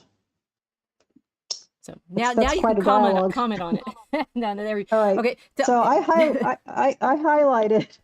So again, I want to repeat. So all of these Advent poems, these lyrics, were focused a lot on light in the darkness. That Christ came into the world to be the light, to fight the darkness, the demon of darkness, basically. And which is manifest in our sin, right? And that we're enslaved to it, in fact, and we need him, and we need his light. We need his light to chase away the darkness. So I highlighted this. Part of Mary's speech says, the Archangel Gabriel came to greet me, granted this privilege, saying that heaven's spirit would illuminate my body so that I should bear life's lasting glory, God's bright sun. So here we have another light image, and God's going to illuminate her body. In other words, she's going to be infused with light, and this is how Christ is conceived miraculously, right? It's from light. So what I immediately thought was, oh, the Enlightenment was a subversion of this, right? Because she is illuminated, she is enlightened with God. Literally, light is put into her, right, with God. And then I remembered that the Masons were founded in Edinburgh, Scotland, in a place called Mary's Chapel. Whoa. Yeah, it's the oldest one in the world. It's what do they call it? They call it Lodge Number 1, right? Lodge number one is in Mary's Chapel? Oh my gosh. Mary's Chapel. Yes. Yeah. Wow. So yeah. And if you go back to the earlier ones, which I don't think we didn't go over, but so Advent 1 talks about crumbling structures. Advent 2. Sorry. So the Advent lyric, the first one is on the O King of the People, which has a meditation on the cornerstone. Yeah. Right. And it's and it says, but we live in a world of rubble and wreckage. I love that sentence, because we do. I mean, they felt it even back then, right? Everything seems to be crumbling. Nothing's new. Now we need our creator, our craftsman and king, to reshape the structure and restore the hall. Not the Masonic hall. You're doing a major Kairos element on here. I'm sitting here going, God, everybody needs to understand these are in the Exeter book, and it comes from it's from the 10th century, and what Casey's doing is showing you how it's actually prophesying the effect of the Enlightenment, and I'm like, woo. You're not wrong. That really just did pop out of me. So Advent 3, the Advent lyric 3 is Christ the world, right? That's right. That one's on O Jerusalem, City of God Most High. That one, right? So I had marked these. I wanted to read these. The translation that we're using of the Advent lyrics, these are originally in Old English. It's Craig Williamson's poetry. So it's the cool poetry that you're getting is, it's both in the original, but it's also his translation, right? Right. The 3 is great because it's the lyric is, the antiphon is, O Jerusalem, city of God Most High, raise up your eyes to heaven and behold your Lord, who comes now to release you from your shackles. Right. And then the lyric itself, this one's short enough to read. I'll read this one too. If we read them all into the internet, then the internet becomes filled with light in a good way. Right. O vision of peace, holy Jerusalem, highest of thrones, finest of cities, fortress of Christ, homeland of angels, where the souls of the righteous rest forever, gathered in glory, surrounded by bliss. You are a city with no sign of sin, no touch of torment, no glimpse of crime. All evil is exiled beyond your borders. You are a vision of peace, a place of hope, holiness and joy, as your name promises. Look around you now at the wide world, the roof of heaven, the catch of creation. See how the King of heaven seeks for you. It's dressed to Jerusalem, right? Walks away from his high home, comes down to his worldly cradle to be born a man. You are the home where his heart wakes, as the wise prophets predicted his coming, proclaiming this joyful promise, the birth of Christ, bearing comfort to you, the best and brightest of cities forever. Now the Christ child is come to ease the torment of Hebrew suffering, unmake your misery, unlock your chains, loosen your bonds, and bring you a blessing, knowing the hapless heart needs the gift of grace. Right. There's so much image of light and dark, but also of cities crumbling and beautiful. Right. And it's clear that Mary is the door through which God comes onto earth. Right. So that's why I thought it was, in hindsight, kind of obvious that the Masons wanted to call, their Enlightenment project Mary's Chapel. And I'm not sure if it was mockery or if they were trying a bit of magic. Maybe it was both. One wonders, right? Because a lot of what people are worried about right now in terms of sexuality, right? And the ways in which it's transformed by science, way our architecture is and such like that. All of it's you can often find references of this allegedly kind of thing in the Middle Ages, and then people leap over the fact that it's all been reframed, right? So yeah, it's interesting. You can make an argument. Is the Enlightenment simply the realization of the coming of the light into the world? It's like, no, I think it's actually they're actually secularizing it and trying to say, that priestcraft is all deceptive, yes. and we in our scientific illumination will create better structures, and I mean the Masonic temple stuff is straight up all of this imagery. Yeah. And it's inverted, and for sure. And Mary Shelley's New Prometheus comes to mind. Yes. Were they really fooling anybody? This is a very educated and obviously really smart young woman, 18 years old, 19, writes Frankenstein, the New Prometheus. The fact that she named it that and showed that it was actually a horror story, because were they really fooling anybody by changing, trying subverting Christian culture when they were doing it? It felt just as blasphemous as the stuff. It's like, you're worrying about the Babylon bees, the people's response to the Babylon bee. I think people did know, yes, and they're mocked now. They had to know, for being so the blasphemy was real. People protested against it at the time. Freedom of religion and freedom of speech were very useful as a way to cover for this kind of effect. Yeah. Oh, so I mean, it's sort of like, did the Masons? That's another topic. That's another MA topic. Did the Masons? Yeah, we have a lot to do. A lot. There's no way they didn't do it on purpose. They must have done it on purpose. There's no way, because they wanted to use temple imagery. They've been using Solomonic temple imagery from their inception. Right. So yeah, that's why I said, was it mockery or were they trying magic? And when I say magic, I mean that. I mean, I think they think something supernatural happens when they use Christian imagery and words and subvert their meaning. I do think they do have ceremonies. I haven't seen them because I'm not a Mason and I'm a girl, and they don't allow that. They do have a women's auxiliary. A women auxiliary, yeah. But yeah, I bet it's not the same. So the Masons are still around. I might have mentioned this before in another Mosaic Arc. If you drive around the United States and you go to these really small towns, every single town has a Masonic hall in it. And some of these towns, it will be the biggest place in town. It's bigger than any church. It's bigger than the bank. Oh yeah. Think about that, right? I mean, physically, it's imposing. They don't have as far as you can tell, a lot of sway there. Other places like Boston, they do. In Washington, D.C., they definitely do. And I know that for a fact. The But Masons. Well, we did look at yeah. those layouts of the city. Hmm. Um, But they have young and active members. It's not a place for old men wearing funny right. hats. There are places of influence still in places where it counts. Well, this has gone dark.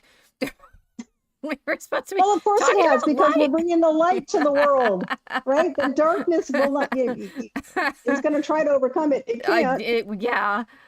This is right? So those are very the images of topical. light and dark again. So what I'm thinking about is like to set all. I mean, what's funny about it is if we set all this up and say, medieval Christianity was this full of pattern and wisdom, and we've shown the wisdom, right?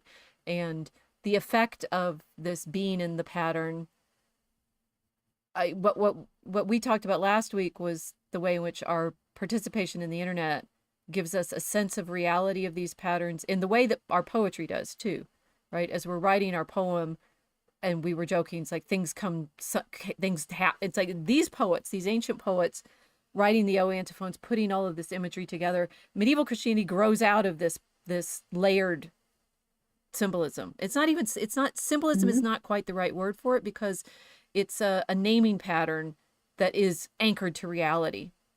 Symbols, I mean, in the Jungian sense, the archetypes are, think they do exist in the collective consciousness or something like that. You're trying to explain that phenomenon of how the reality comes out of the recognition of Christ is light, right? That's not a symbol. That's the reality. Right. And but flip that over, and the internet is full of people convinced that the Masons are controlling everything because of their symbol magic. Well, I think the point of the Mary Chapel was they thought they could, Mm-hmm. right? And they're still trying. They can't, but that doesn't stop them from trying, and that doesn't stop bad things from happening. And I'm thinking of the de-Christianization of the West. That's a very bad thing. Yes. And I think we're seeing the effects of that, or living the effects of that now, particularly intensely over the past 80 years, or no, let's say the past 100 years, because of all the wars. Right. Well, the never-ending war, singular, it's the same one, Yeah. still going on. Erdogan wants to reestablish the Ottoman Empire, just so you know. Just Yeah, picked that up this morning. erase. I mean, it's the reset to before World War I, right? Right. Yeah, he actually mentioned World War One. We want to relook at World War One. What? Well, I mean, so if you Okay. undo World War I, you've undone. I mean, the destruction of the Ottoman Empire, the Austro-Hungarian Empire.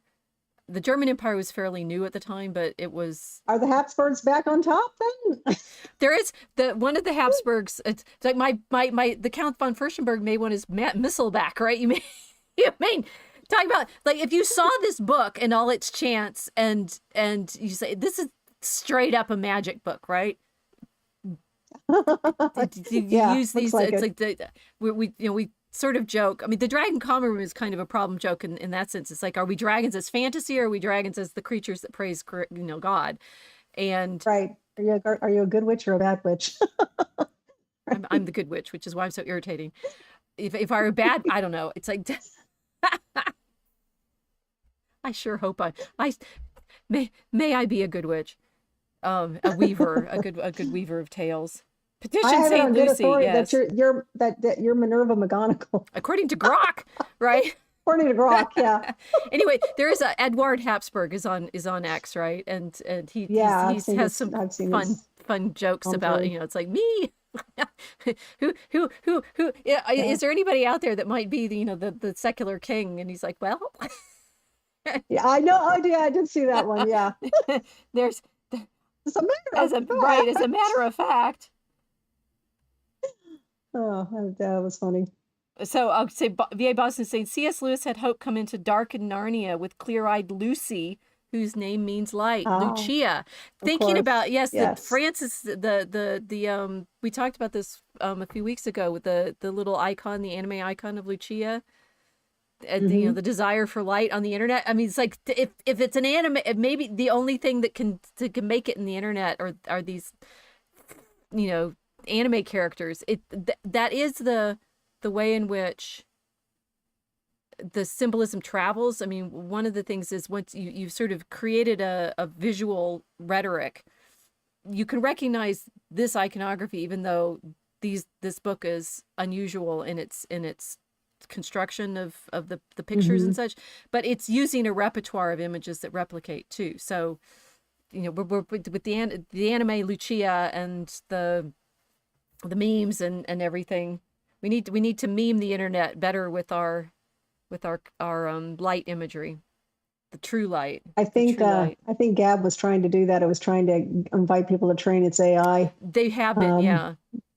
yeah, I it didn't work. So, well, Last that's an time I saw it, interesting. it was We're sort of terrifying. in the footnote part of the discussion now. Why didn't it work? Right? How can we praying for Sabotage. the so Advent one? Remember, Christ already was born in Chronos, right? Chronologically, we're in Mm-hmm. AD 2024. Okay. So yes, I know that the dating is, you know, like coordinated a little off, whatever, right? We're in the year of our Lord 2024. So in chronological times, the birth has happened. The Advent we're hoping Right. for is the second coming as well. And Yeah. it's also, you know, the light coming into our hearts, into our, you know, we properly are temples of the spirit Mm-hmm. as human beings, and that in our we were talking earlier about, you know, our incarnate reality, somehow we are in the internet, in this media which is like books which travel without our bodies, is like the, you know, the radio and the television which have sound and imagery. I things I'm not books can be, you know, spell books of magic as well as missiles. Mm-hmm. So the medium itself, I'm not sure is all, you know, it's always the problem of the Tower of Babel, but I'm not sure the medium itself is the problem.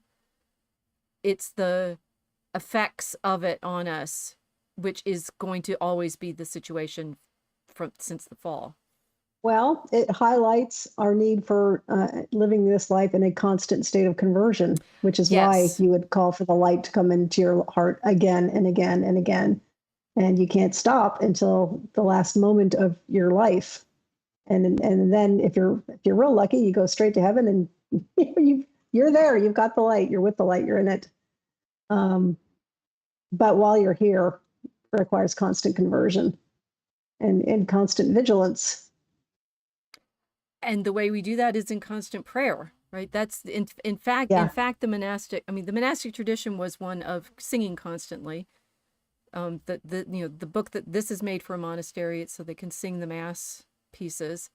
And the, you know, the singing, if we started with our thinking about singing that song into that church, which then I was delighted that, you know, Melinda is singing into the internet, because her voice was so beautiful, and she was so delighted by the effect of her voice, Yeah. that it went, you know, wonderfully viral. And it's like, okay, great, everybody is now listening to "O Come, O Come, Emmanuel." I was Yeah. so Isn't that happy awesome? that Christmas, because I was like, I'm going to play this like over and over and over again, and the internet is playing it over and over and over again. Got to learn to sing. We sing into the internet. We tell our stories into the internet. I think Gab. I respect Torba, and he's obviously a better businessman than I am. So all strength to the project. But Mm-hmm. there's I've recognized in my recent scholarship, I'm so much more Franciscan with my desire to be in the world and preach in the world. And, you know, we do have a Pope Francis, right? Maybe it's not an accident. Maybe we are being pointed to pay better attention to what it means to be in the cities, be in the world, and be Christ in the world. You know, and we've said this a lot in our own, you know, in Mosaic Arc, in you know, what we're trying to do in our poetry writing. As you've just said, it's constant and it's now, and we are the light and the salt by way of our presence here as much in the internet Mm-hmm. as in our daily lives. Yes.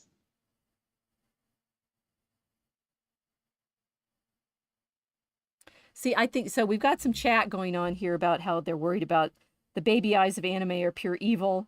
Anime is pretty flat. It's good for a flat medium like the internet. Still has some aspects of the deeper symbolism. The baby eyes are straight from hell. Mark, screens are light. Jonathan Peugeot pointed that out. Very not good. When off, they are mirrors. Right, but the thing is, all of our we're back to the problem of iconoclasm. Are we in the media of statues and pictures, or or are we in the media of pure words on a page, which All of it together. all of it together, Words and pictures, and also it's a mirror whether it's on or off, because we're putting stuff into it. We're putting ourselves into right, it when we write comments or we produce content like this. right, Right. That comes from here, in here, and now it's on there. So it is a bit reflective of who participates in it. So you could be looking at your own reflection and everybody else's, or just somebody else's, if you're just passively reading it. But it's an interesting tool, for sure. I mean, the problem, the O antiphones are directly about the problem of the internet, because they were directly about the problem of the incarnation, and the internet is not incarnate, and yet Nope. neither are books, right? They're at least they're physically there because they're made on animal skin. To think that the internet is in fact only disembodied, that's not true. I mean, it's this another thing that we've been researching a lot for the poem. It's metal. I mean, the alchemical part of our Draco Alchemicus is recognizing that these mirrors, these light, these images, it's not disembodied. It's like anchored in all those servers, all of those underwater internet, the cables that carry all of this conversation, all of the mining that has to happen so that we have the metals. I mean, what we're doing in the internet is very like what they're doing in making these books in the Middle Ages of, precious metals. It's gold, lapis lazuli. The blue in these books is, ground up stone, right? So the medieval, it's why it's so brilliant 1,000 years later. Right. The medieval books are like our motherboards. They are. See what I just did there? You should have had that image. Well, I've got the page now, which is showing the virtues, I think. Temperance, justice, strength, and prudence, right? And it's like we in our incarnate, the temptation that Satan always gives us is you will be like gods, and the sorrow is we miss out on being what we actually are made to be, which is artists. Yeah.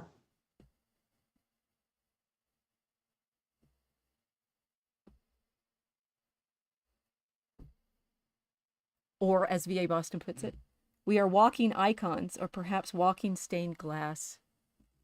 When dark, we reflect the world. When filled with light, we reflect heaven. Oh, that's sweet. Or rather, we reveal heaven. I'm tearing up now. O come, Emmanuel, and ransom captive Israel, who mourns in lonely exile here until the Son of God appear. Rejoice. I think we have now, I've earned the hat. Aww. Make Christmas great again. Nice. So everyone, Merry Christmas. Thank you for joining us in our Merry Advent Christmas. meditation. We will be back for an evening stream on New Year's Eve. I think because so. whoever does anything on New Year's Eve, I've never done anything on New Year's Eve except not be able to stay awake. So we will be doing I don't promise to stay up till midnight at any time zone. But it have to be 11. No, I try to I was stay up thinking every single year. we'll do it our usual time, right? 8 p.m., right? You know, so, Okay. anyway, so everyone, may the Lord come and have a very Merry Christmas. Rejoice in the presence of your families. Sing, go to Mass, and thanks be to God. Thank you all for being with us this year as we've sailed through some pretty stormy waters. I mean, we can think about this for our New Year's Eve stream. It's like, Oh yeah, what it'll be a doozy. Show what up. what have we just gone through, right? But for right now, Yeah, what was that? oh come.